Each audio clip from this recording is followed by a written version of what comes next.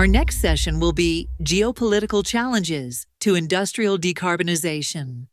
Please welcome to the stage your moderator, Kati Galos. And with that, welcome to the Global Solution Summit 2025. Can we show our online audience how fully packed the room is here, please? With a round of applause. Is that a deal? Good morning, everybody. And great to see you online. I say good morning from Berlin into the world, wherever you're joining us. Good afternoon, good evening, or maybe a very early good morning breakfast. Thanks for joining us for our session here, but of course, welcome again to the Global Solution Summit 2025, live broadcasted from Berlin. What an honor to be with you here back in Berlin. My name is Katie Gallas. I'm a natural scientist, and I'm pleased to be the host of the session. So let's dive in, right? It is a whirlwind of a year, but we already have only May 2025 already. In 2025, we are facing a paradox, as it says. The global push for decarbonization is more urgent than ever, yet the geopolitical landscape is increasingly fragmented. These tectonic plates, politically speaking, are really moving. Trade tensions, resource nationalism, energy security anxieties, the race for critical minerals are reshaping how and, of course, with whom we decarbonize. So the list is really long. Energy-intensive industries like manufacturing, mining, and transport, they find themselves at the front line of these tectonic plates, of these disruptions. And then it comes up to the topic of reshoring and friendshoring, and both of these aspects, they may promise resilience, but they also, of course, challenge, ladies and gentlemen, the foundational principles of globalization, of free trade, and equitable development. And this is exactly what we are debating now in the next good hour. In today's discussion, we'd like to explore how geopolitical dynamics are reshaping industrial decarbonization efforts. We'd like to ask what's needed, what practical actions can different stakeholders, can we as a community, right? Can we as it says earlier, the coalition of the willing can do to stabilize supply chains and advance global corporations. And then we need to know what keeps us busy, what are the obstacles of today when it comes to decarbonization in critical sectors. But I also look to you around because I'd like to bring in your responsibility of making that a good hour, a good 60-minute session, because of course we will have microphones, but we will also make time, not just 3 minutes at the end of the session. No. We will make time for your questions as well. So please take your notes, but also be open and frank with the questions that are keeping you busy. You are more than invited to join us in our conversation. I'd like to introduce you now, after this long introduction, to my distinguished panelists. Ingrid Gabriela Hoven is with us, Managing Director at GIZ, the Deutsche Gesellschaft für internationale Zusammenarbeit. And for those of you who are not aware of what GIZ is doing, GIZ is Germany's main international development agency supporting sustainable development and climate action through partnerships, technical cooperation, and policy advice. Thank you, Ingrid, for making time. Thank you, Kati. We also have, yes, that's lovely. No, that's good stuff. Thank you. We also have Isabelle Durand with us. Isabelle Durand is the former Deputy Secretary General of the United Nations Conference on Trade and Development, known as UNCTAD, where she championed inclusive trade, sustainable development, and the role of developing countries in the global economy. She's a former politician and a practitioner, so we are more than thrilled to have you on board as well. Thank you, Isabelle. Merci beaucoup. Avec plaisir. Online joining us, and I hope you can hear me well. Good afternoon, good evening to Dr. Henry Wang. Dr. Henry Wang is the founder and president of the Center for China and Globalization, known as CCG, a leading Chinese think tank where he focuses on global governance, international trade, and China's role in fostering multilateral cooperation. So Henry, I hope you can hear us well. Give us a sign. Yes, I can hear you. Thank you. Wonderful. Good afternoon and good evening. Merci beaucoup. Thank you for coming along and for joining us virtually. And then last, but definitely not least, Amma Bhattacharya, a senior fellow at the Brookings Institute, where you are focusing on global climate finance, sustainable development, and the intersection of everything, especially when it comes to economic policy and climate action. Not an easy job, but wonderful to have you here. Thank you. Amar. Amar, I'd like to start right with you because, I mean, we mentioned the main topic today, and the title of our section is about geopolitical challenges to industrial decarbonization in these times that we are living in. And when geopolitical blocks solidify, when developing and emerging economies must now navigate in these new waters with these complex alliances where the moving sands are unknown and different. From your perspective, how are these new tensions and these unknown geopolitical tensions now reshaping the global supply chain for decarbonization? What is your main take? So, one way to think about challenges is opportunity. And there has never been a greater opportunity to actually decarbonize. And the reason for that is not just extremely low cost energy. A watt of solar panel now is 10 cents. 10 cents. Just think about that. And the supply, especially from China, is as much as the world can demand and more. So we think about decarbonization, especially from the perspective of emerging markets and developing countries, who will account for the bulk of emissions 5 years from now. As industrial countries and China move down the decarbonization path, the bulk of carbon emissions will be coming from emerging markets and developing countries. 70% of the infrastructure that these countries will have by 2050 has not yet been built. And the possibility to make that infrastructure much better and not just low but zero carbon is staring us in the face. So in thinking about the decarbonization challenge, we must turn that into a decarbonization opportunity. And in that opportunity, we can indeed construct coalitions of the willing. That has to be the central point to keep in mind. Why do you think are we often only talking and so often debating about challenges and obstacles and problems and not so often, even in titles and headlines, about solutions and opportunities? Because you are on a lot of panels. I mean, you are a star on a lot of panels. You go to a lot of conferences. You hear and you see a lot. Why do you think do we communicate more in these rather negative terms? There are two levels at which the challenges arise. Fundamentally, we think about this as global public goods, but action today in these areas is local benefits, right? If I leapfrog and I put in place a much better, much cheaper form of energy, that's to my benefit. If I adapt to climate change, that it's in my benefit. So I turn it around and say local action can produce global public goods rather than the other way around.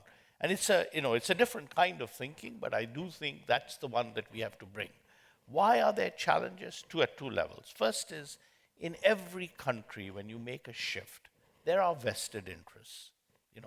So moving from one place to another, you always run into vested interests that are locked into the fossil fuel sectors, into harmful subsidies, into ways of doing things where they will have to give up something.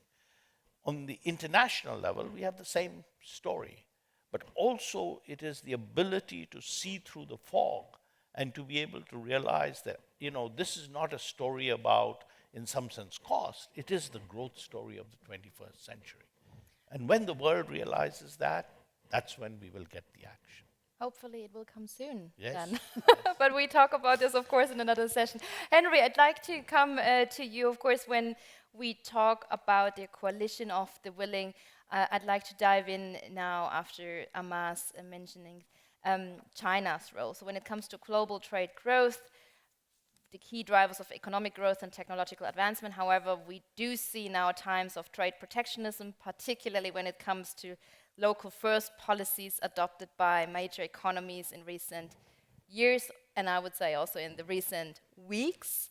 How do you see China balancing its role as both the world's largest manufacturing hub, or one of the world's largest manufacturing hub when it comes to sustainable energy, and a key player in global decarbonization? Where do you see the priorities and China's role?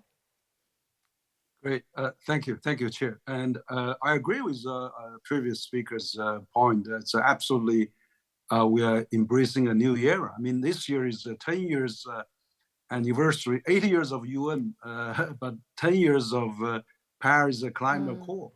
And we see enormous changes has been taken place in terms of climate disasters, climate destructions, and climate disasters. So we actually, for example, I'm in Beijing right now, but then today they're having a storm of some kind. It's already in May. I mean, they still have all those very bad weather, very unchangeable. Last year, China experienced probably the hottest summer, and then we see that is happening everywhere. But fortunately, I think the global community has realized that, has actually taken actions to tackle those climate change. And China, for example, 10, 20 years ago, Beijing was heavily polluted by smoke, and everybody a lot of escaping from Beijing. But now Beijing has put back the clean sky and nice weather now. But the thing is that more than half of pollution of the Beijing was contributed by the automobile burning, gasolines, and the combustion engine consuming. So I think there are mechanisms. Actually, China is taking this initiative together with the world, and China was pushed by the world to take actions, and they didn't act on that. And so now they have become the largest, wind power producer, solar power producer, and hydropower producer. And China actually, the renewable energy is already surpassed the fossil burning energy already. So you can see this is such a revolutionary happening. But I think, as the topic of this section is that we have to avoid the geopolitical, conflict that are going to destroy this human progress of the mankind. I think, China can work with all the countries in the world. For example, Europe needs a lot of energy and has really, since the Russian war in Ukraine, that has been a big challenge. But China could, for example, put a big solar farm in Africa, and then that electricity can be transferred to the Europe, where you have all those, we can have all those ways of JV to do that. And also, according to the International Energy Agency, the world needs 820 gigawatts of green power, but only we have a quarter of that. And the world needs to spend 4.5 trillion a year on green energy, and we only spend 1.8 trillion. So it's far from oversupply enough. So I think we can act together with UN, with World Bank, with AIB, and also let's renew this multilateral spirit, and let's celebrate the Paris Accord 10th anniversary to intensify this global consensus, not because of geopolitical changes or some country is turning the clock back. We're going to stop that. The rest of the world should really continue and looking for a bright future. We are coming to a few points that you mentioned in a second. You mentioned the global investment gap, of course, when it comes to finance. We dive into that in a second. But you also mentioned, of course, China's pathway towards a green energy.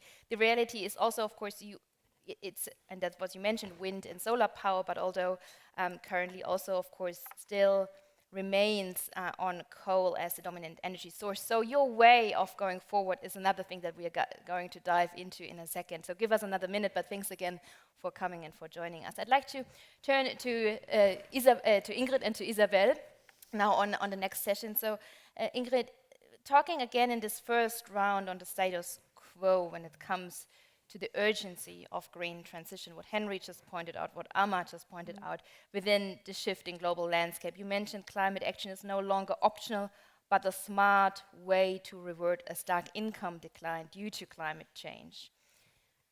Where are we on that smart way? And what do we need to do more when it comes to creating priorities in global cooperation towards that moving forward instead backwards? Well, I think that it's obvious that actually we are in the midst of a climate crisis. And this is actually noticed here at home. when the Rhine is dry. We have impediments on many fronts, water scarcity also in Europe. We have heavy weather events, rainfall that is absolutely unusual for certain regions. And most of the crisis is unobserved because it happens in the global south, quite frankly.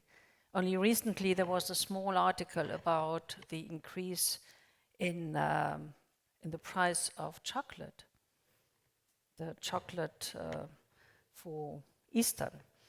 But of course, the drama is that on the bottom, on the ground, in Cote d'Ivoire, in Ghana, those small-scale cocoa producers, they are suffering from the already changing rain patterns, and they have no device, they have no support to deal with it. So I would like to underline that we are entering tipping points, and additionally we are entering unsecurity in a way that insurance companies tell us we might reach a level of actually damages where they would tell us this is no longer insurable. An industry, a sector, a country, and as Prime Minister of Barbados said, if it's not insurable, it's not investable. So how are these countries going to mobilize capital from the private sector or from the international capital markets? So I would say yes, like Amar, never let a good crisis go to waste, seize the opportunities, but we should be conscious that right now what we are doing on the global front to combat the climate crisis is too slow and not at the scale that is necessary when you look into the evidence and what science tells us where we should be in 2030. How do we get there? And there again, when you look into the numbers, for instance, investments in your renewable energy, you may observe that only 15% of the global investments that have been enormously scaled up over the last couple of years goes to the global south. And if you deduct China, even less is remaining, quite frankly. So how do we create the right incentives and framework condition that through cooperation and through the private sector, we can really fill these investments gap in a reasonable way with a fair price, but also in a way that we actually reach the green transformation. I would absolutely join Amma in saying the green transition is the growth story of today.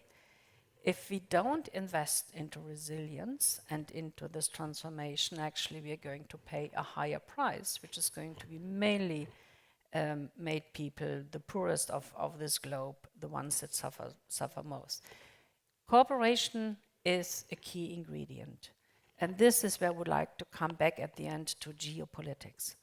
What we have seen over the last couple of weeks is a complete disruption of the rules of the game.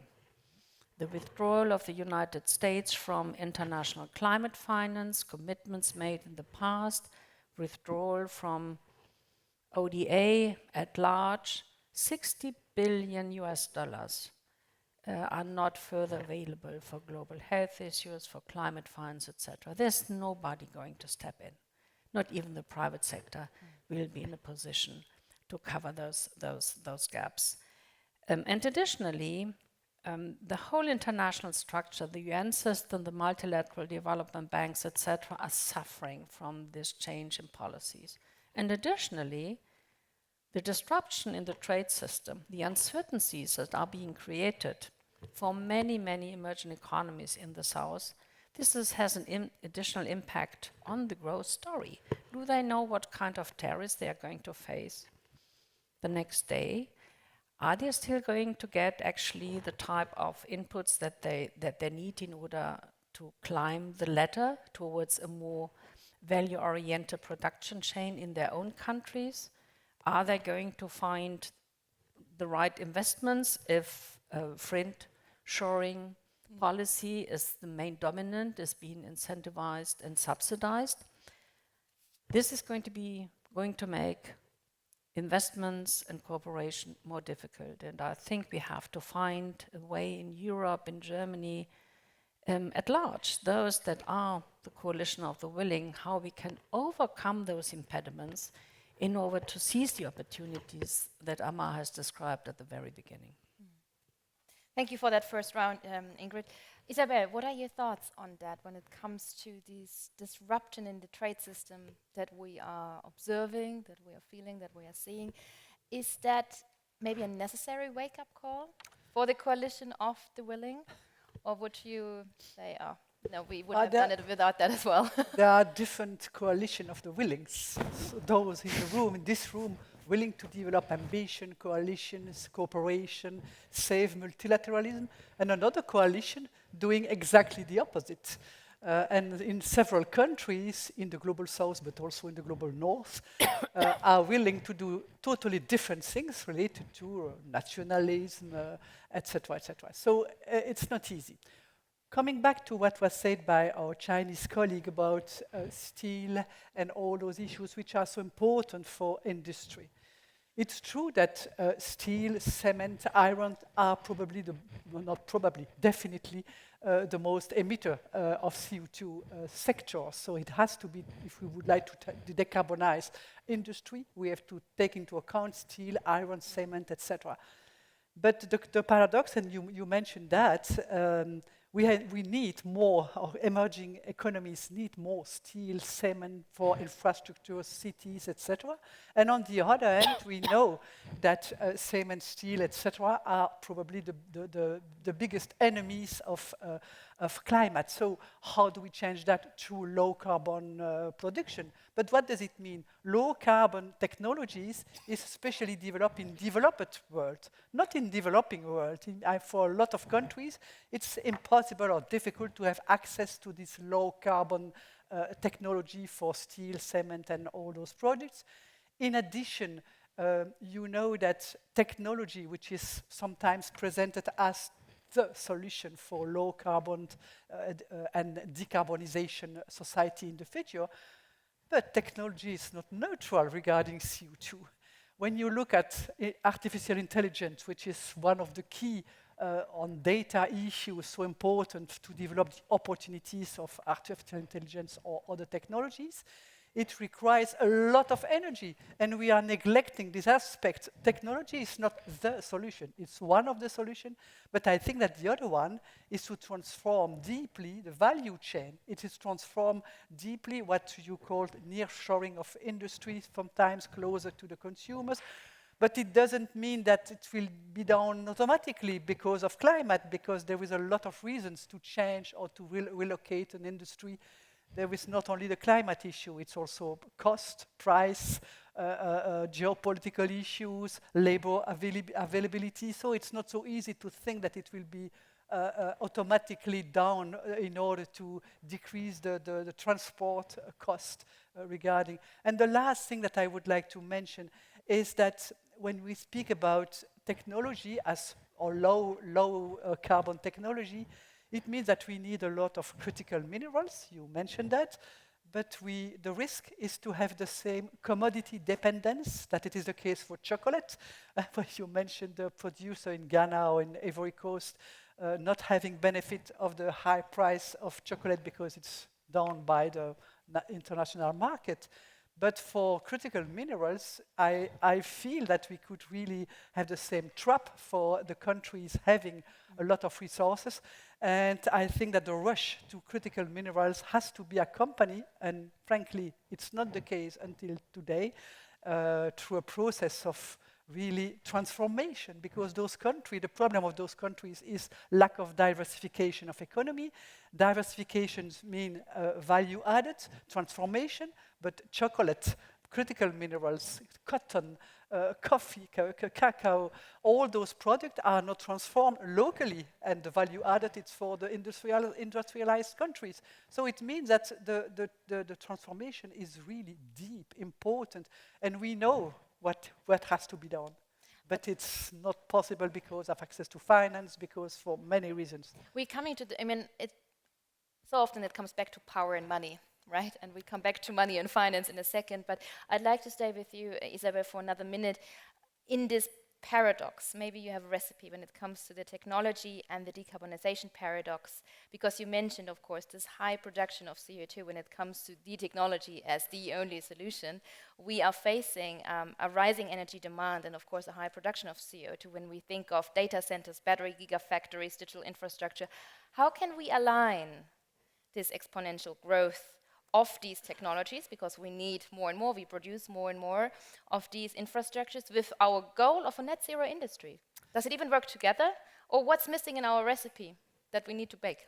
That's really a big question, because in the next decennia, and even the former boss of Google said that the scale and the speed of development for data center and all those issues, which is really CO2 emitter a lot, it's so fulgurant speed and scale that we have to integrate that now and not expecting that a crisis of CO2 emission from the technology, which is supposed to solve the problem of low carbon economy. So I think that this issue has to be really addressed in a way related, and there are different ways to really trying to have a low carbon technology for low carbon production of new technology. And it has to be done now and not expecting the crisis that we will face after, even if the fossil fuels are disappearing of the world, which is of course not the case, or coal and all those fossil fuels. I think that we have to avoid a second crisis with CO2 emission from technology. I'd like to bring in Henry to that again. Henry, when we talk about green transition in China, you mentioned already a few of the roads ahead and that China is currently on. When it comes to the low carbon technology topic, that's quite interesting as well to hear your perspective on that, because you mentioned it is also part of the Global Solutions Journal, where you say China's green transition is becoming more market-driven than government-led. Do you think we also need that for the goal of a low carbon technology? Well, absolutely. I think that China has really turned around. It's a great shift around because, for example, in the street of Beijing, it used to be 60% of pollution was contributed by the automobiles, of combustion engine automobile. Now it's over 60% are EV cars now. And then, and also for the whole power generation, over half of that in China is already green power. So I think those technologies are readily available. If we can make solar panels so cheap, so affordable for the world, that's a Chinese subsidy for the world. I mean, let's use it.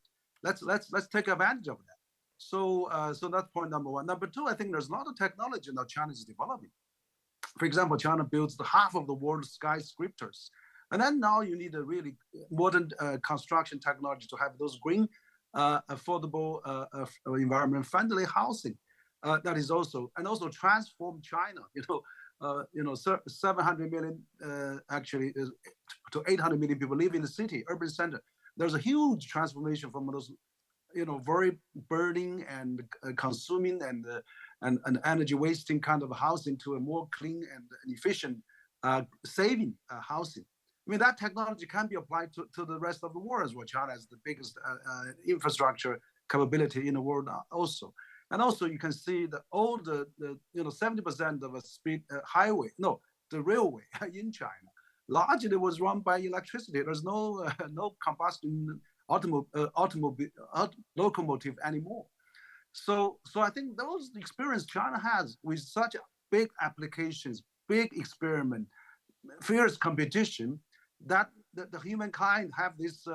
A country generated so much advanced technology should be applied and utilized by the world with developing countries. China has lifted, 43 African countries, least developing countries, zero tariff coming to China. So I think there's many things China can share, can contribute. Thank you, and China Henry. probably is the only largest economy now, still sticks on this climate, Paris Accord. Yes. Amar, I'd like to hear your thoughts on that, because when we are reframing it, not fearing competition, but rather enforcing cooperation, when it comes to green industrial policies worldwide, what can we learn from each other? And how can green industrial policy in high-income countries support LMICs equitably, that it is an equitable exchange and cooperation? What are your thoughts on that? So my thoughts are actually very aligned with what Isabel said. You know, we should be ambitious but realistic about transformation in emerging markets and developing countries. So the way I look at it is if you have a sophisticated multinational producing steel in India, steel in the US, steel in Germany, they should be treated the same. They should apply certain, international rules. But if, and in the case of India, for example, so much is produced by small and very small, medium-scale industry, they cannot adapt to the CBAM. They just cannot. Compliance, all the certification. It's impossible for small companies to address all the certification that we, and it's a good example, the CO2 CBAM, the carbon board adjustment that the European Union would like to really install or impose. And probably it would have been important to discuss that before, because now it's a difficult question, not only with India, China, but also with the rest of the world, because it's perceived as green protectionism. So, and especially for the small industry, sorry, because I interrupt you, but we agree. So I was going to say that, therefore, we have to be smart. Yeah. We Smart on which level? On the local level as well? Or also? Yes, at every level. So, what you want to do is you want to incentivize change, you want to incentivize investment, want to incentivize technology, right? You want to do all of that. But at the same time, you have to remember that this is about equitable growth, and you want to make sure that you do not have unintended consequences of the policies. And in the case of CBAM, it's very clear that it will have unintended consequences. So those of us who are working on development are saying, look, let's take a careful look, and then, you can adjust. But what we want to do is maximize change while taking into account these impacts. And I do think that, there are these unintended impacts, even of well-intentioned policies. But then there are many policies that are not well-intentioned right now, because there's so much of a national interest point of view, as we are seeing. So those policies can be disruptive in the supply chain.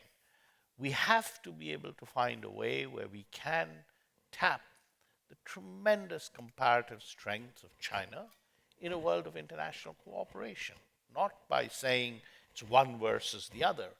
I mean, it's okay for the US to put, whatever % of tariff it wants on Chinese solar panels. It's okay even in Europe, but it would be a disaster for the developing world. Indeed, the developing world must benefit from the lowest price. There are, of course, other issues, as Ingrid pointed out, about investment, about finance that have to be tackled. But the international cooperation is the only way by which we are going to accelerate this. I want to just stress something again that Ingrid said.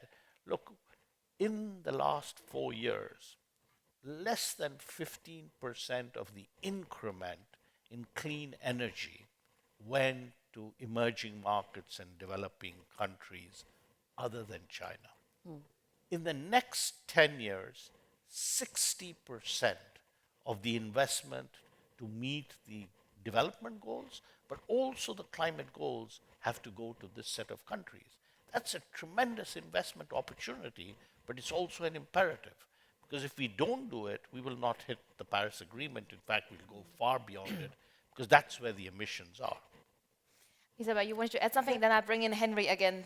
No, very quickly, another issue than the CO2 and CBAM issues, it's related to intellectual property. Because if we would like to have a real transfer of technology and take into account the COVID experience of the developing countries with all those issues with intellectual property related to, in this case, health. But this experience needs that on all products, we have to share intellectual property. And that's something very sensitive within the WTO, because there is, of course, not consensus on that. But I think that is also an issue helping or supporting industrial development for small companies.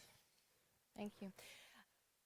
I put back again the question of finance, because Henry, I'd like to come to you. And I didn't want to start our conversation with the tariff topic, because otherwise we are only talking about tariffs, right? So I wanted to start a little bit differently, but now I think it's time.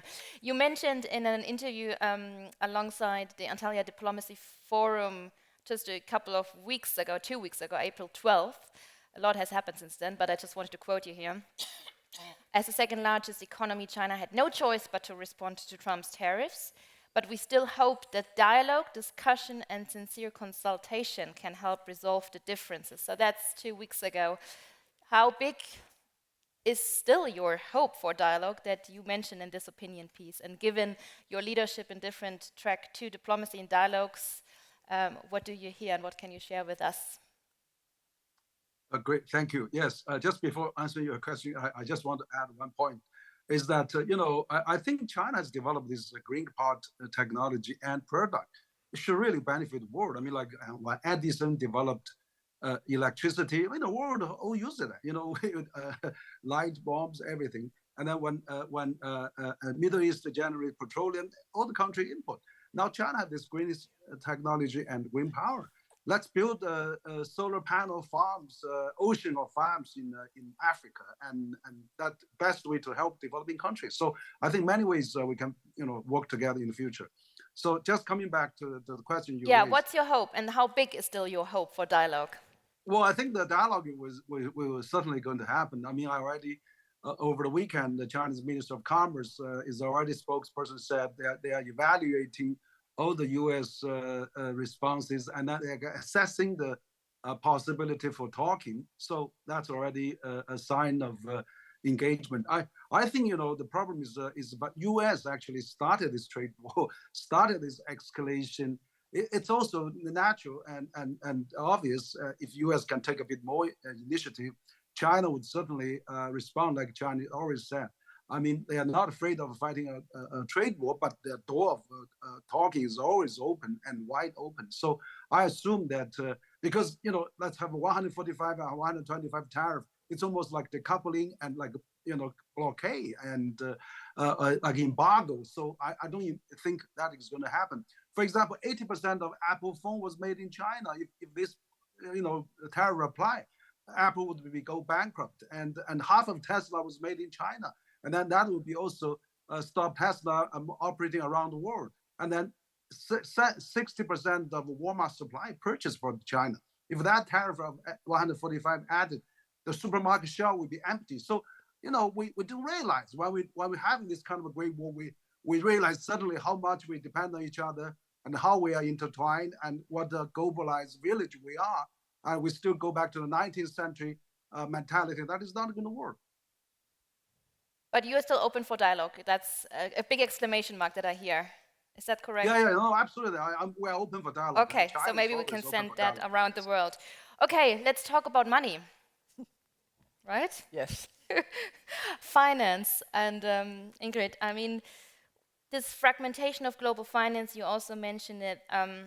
Financial support from the global north has fallen short, of course, of expectations. The OECD mentioned that the commitments have not been fully honored for a long time when it comes to climate finance pledges. Where do we stand? And because we know about the risks and the financing costs for green transition, but do we still change anything now that as these tectonic plates are so shifting around? Do we bridge the investment gap now in these times of whirlwinds and storms? Well, I think we are talking about the famous trillions that we need to mobilize.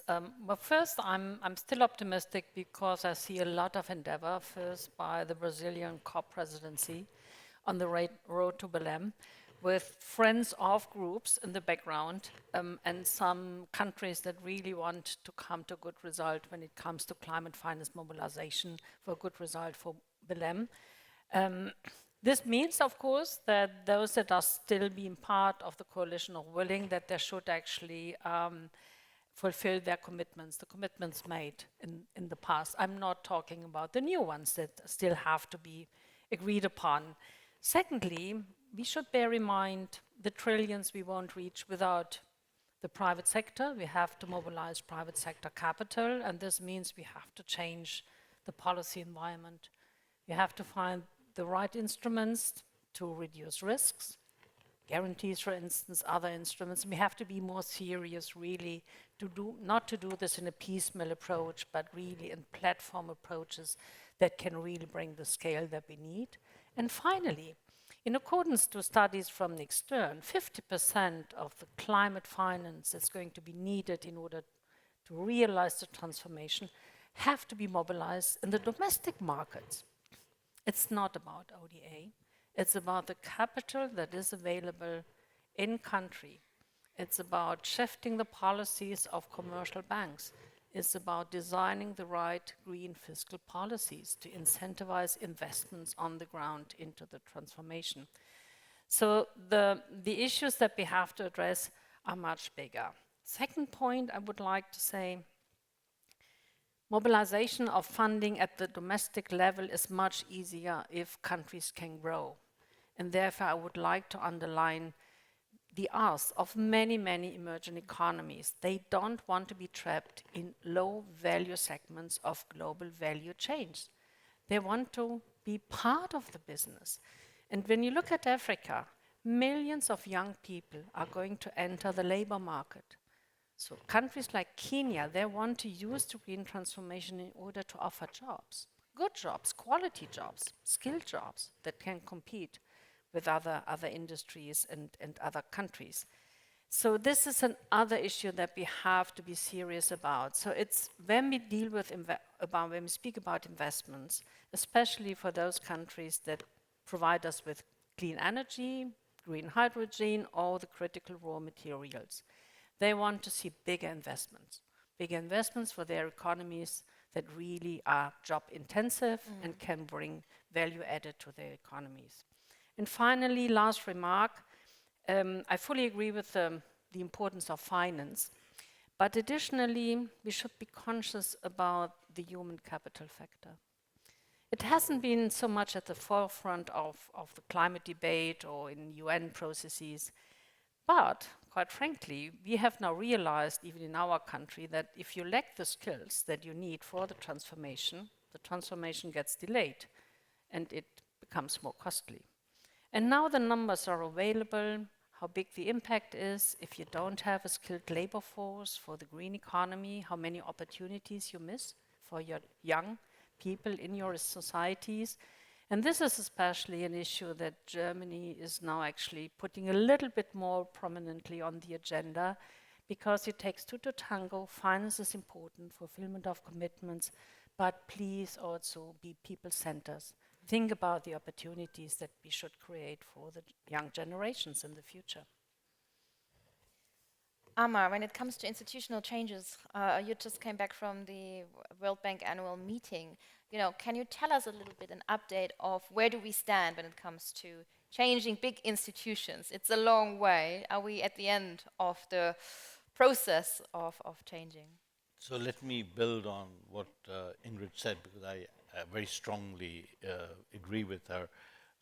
And we are actually working very closely with the COP30 presidency on this roadmap from Baku to Belém, which is the way for us to actually take that larger ambition and the way to actually see all pools of finance coming together as effectively as they can. We talked about the private sector, we talked about concessional finance, but just to answer your question, the role of development finance institutions is absolutely critical. Why? Because they help with that enabling environment. They help with crowding in the private finance, including through the guarantees and credit enhancements that Ingrid mentioned, blended finance.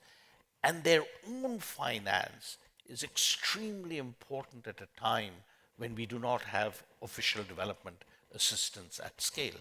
For example, IBRD, which is the main line of the World Bank, could lend for energy transformation in Africa.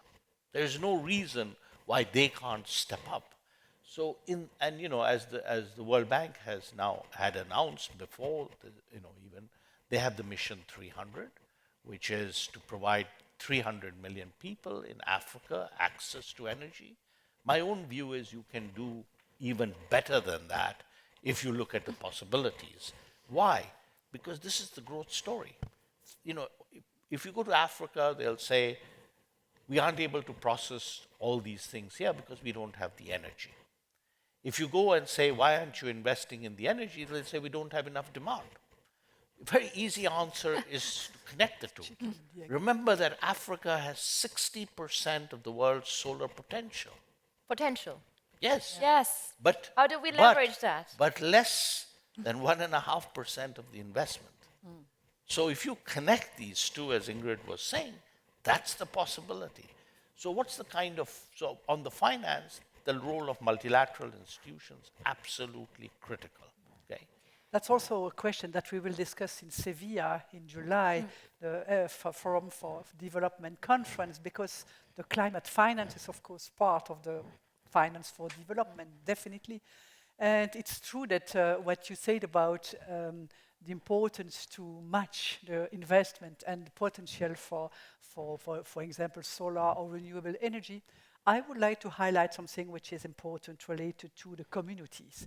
If we could invest in Africa for clean cooking, I mean, you know that for women in Africa, it's in 80% of the cases, it's with wood, with all the problems, CO2 emission, health problems, etc.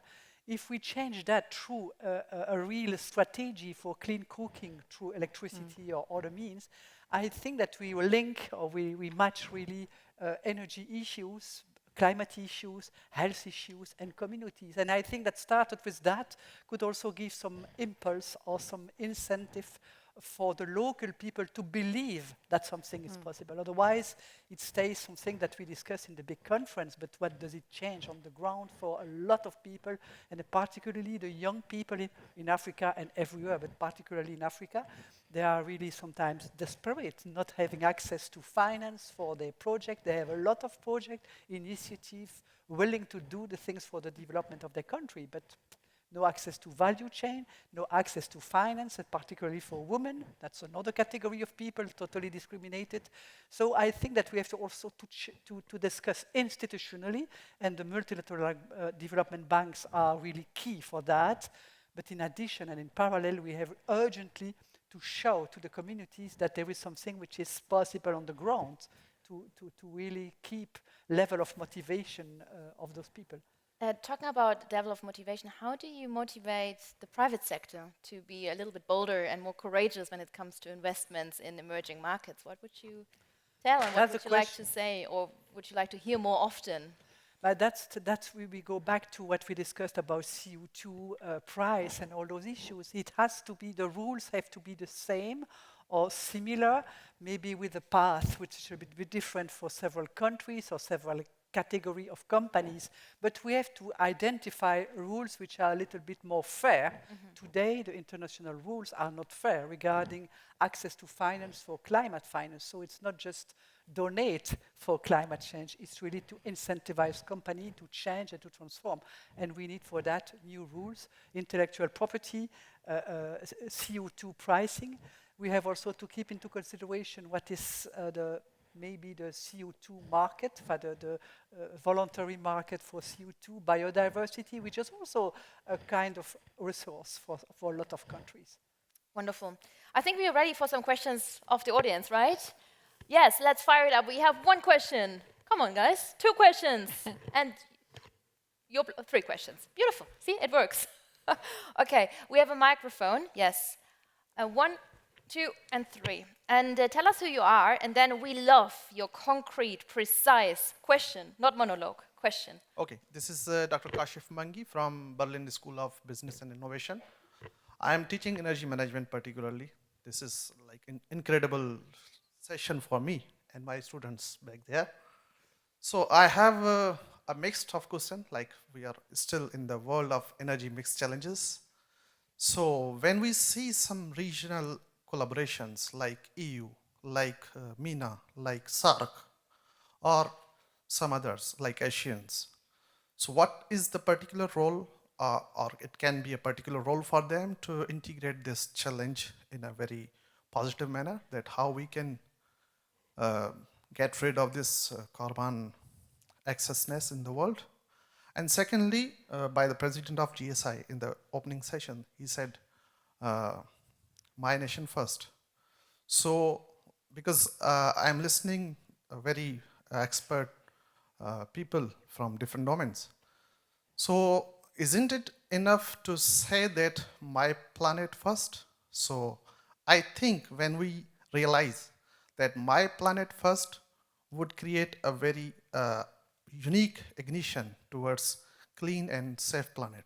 Thank you so much. Thank you. We are collecting. I wrote down your 1 to 2 questions about regional collaborations and, of course, how do we get the mind shifts right?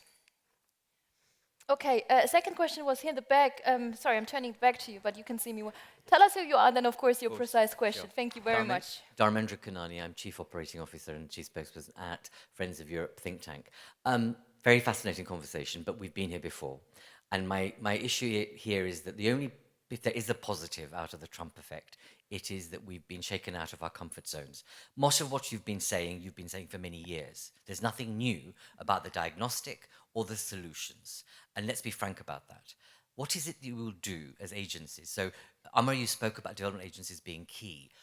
Ingrid, you know that if you were to pool the resources in Europe alone amongst development agencies to be in a different vanguard of solution making, you could do that. It's not a case of money, it's about smart money use. Isabel, you know only too well how UN agencies compete rather than cooperate. Isn't it time that UN agencies work differently and more smarter about not trying to think about their own backyard, but about actually thinking cooperatively? There are so many opportunities for using different financial institutions and instruments in this world, which are just not being galvanized. Because why? Of either vested interest or basically a complacency and institutional inertia. The only thing Trump has done, I hope, is to shake up institutional inertia. For example, one simple thing, Isabel, you spoke about clean cooking, which you know, actually the price tag on that, a billionaire could afford tomorrow and change that for women in Africa. Similarly, IMF, we know majority of the loans in Africa, Indo-Pacific and Latin America, countries are paying more in their interest than on education and health or any other matter. The IMF could absolutely overnight, within a week, say, we're going to write off that debt because we don't need that return at this stage. So there are absolutely catalytic, leadership-desiring opportunities that leaders can take here and now, but they're not. And so my issue is the who and the how, because actually the solutions have always been there. It's just that we needed this kind of shake-up to be able to think differently. Even more shake-up now. Indeed. Okay, more AI-generated photograph. I didn't bring my AI-generated photo to shock you and to shake up more. Sorry to say, next time. Thank you for your question, also / comment. Where was the last? Here. Thank you very much. And then we do our last round because it's just us and then lunch. A good cliffhanger, right? Oh. Okay, wonderful. Hello. Stage is yours. Who are you and what's your question? Frank van Askel, the director of Counterbalance. We're an NGO network, in European NGO network, working a lot on strategic investment like Global Gateway. And I was really interesting to see that we talk about the potential of Africa for renewable energy and that the money doesn't get there. I think that one of the things that we really have to look at is that it's not being perceived as profitable enough. And I think it's not just about incentivizing the private sector to go there, it's also to see about some of the profit expectations are maybe not reasonable for where we need to go. And I think that we really need to look at financing policies and mechanisms where we find ways to mobilize different kinds of finance that are available to make sure that the money can get there and to get over the structural thresholds which make sure that capital doesn't make it there. And that we have to also, we're always talking about going from billions to trillions to raise private capital, but we have to work together also a lot as different public institutions and value the role of the public sector, which can go where private investors often don't want to go. And of course we want to work with private investors, but in a way we need to find a way that their profit expectations are reasonable. We cannot give them the profits of a financialized economy or of the fossil fuel economy.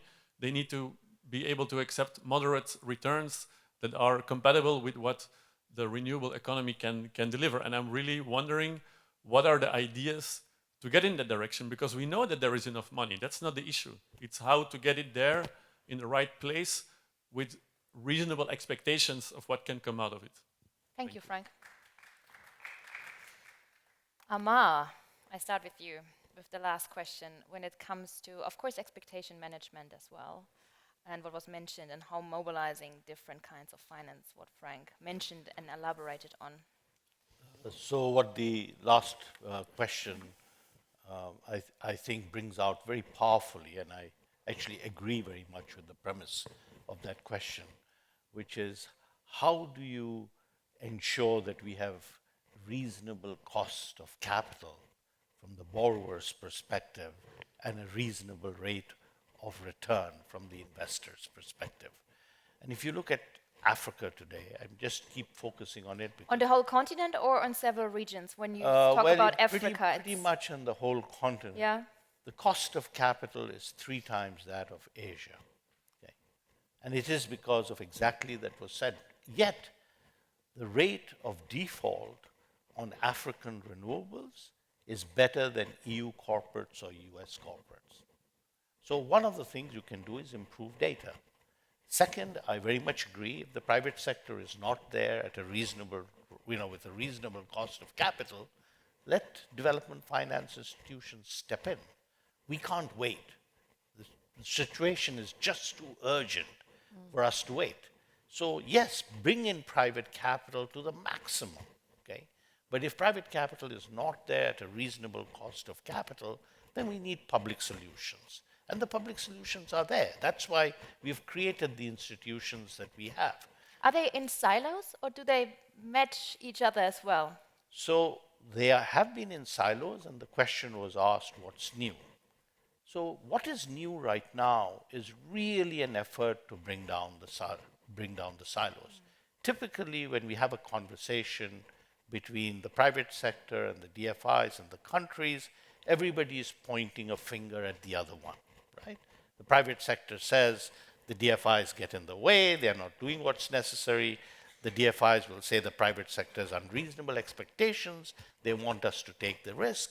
And the countries, of course, are being blamed for not getting their enabling environments right. So a new solution that is being pursued is what Ingrid was mentioning. Basically, we are calling them country platforms, country-led platforms. Why are they important? So a country can set out its vision, its strategy, its commitments. And behind that, stakeholders can come in. It's an instrument of accountability for the countries, the institutions, and the private sector.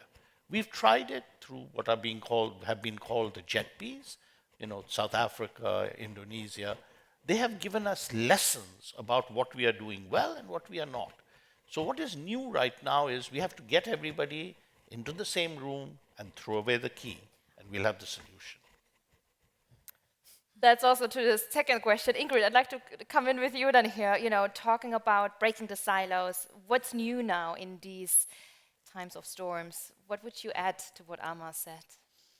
What do you see and observe? Because we are here in Germany in a new phase of development policy. We do see the global turmoils and of course on the way to Berlin.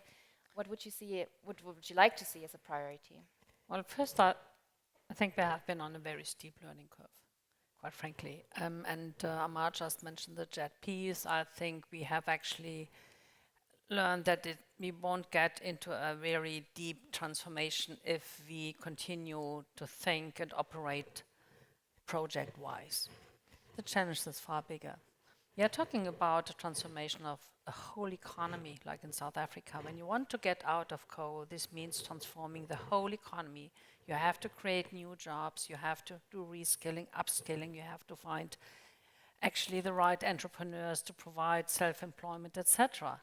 So it's much bigger than simply transforming one sector. It could be an entry point, but you actually doesn't lead to success if you don't really reshape the whole economy. So this is one of the biggest, I think, perhaps, learning achievements. This means that we have to change how we are doing business in the international community, quite frankly. So we all have actually to perhaps need new modes of delivery. We have to cooperate more forcefully. We have to listen to countries. And finally, this is my main and most important points. In the past, we think about CO2 mitigation. We enter in a sector, we do e-mobility, we do renewable energy. But it's about people. It's really about the economy, it's about the society, about the opportunities. And therefore, I think unless we really realize that the transformation is something that has to be people-centered, has to benefit people and provide new opportunities, and we have to get the communication right. So all these are learning elements that over the last couple of years, and nowadays the new actually modes of engagement are very different from the ones that we charted 4 years ago. On the debt issue, last remark, sorry for being a bit longer, but I fully agree the indebtedness of many, many countries places a big burden on future investments, and especially also investments in human capital, education, and as mentioned. But also be very frank about it. Look into the pattern of indebtedness. Why has it happened? Why didn't the infrastructure investment of the past didn't pay off? Why don't we see the double-digit growth rates in many African countries, although they are highly indebted? I'm absolutely pleading for a new solution, but then all stakeholders that are part of that business have to be at the table and also willing to put their share into it. And this is actually now the tricky issue. It was much easier when it was only about MDB debt, early in the 20s when we had the debt forgiveness exercise, easy exercise with the Paris Club.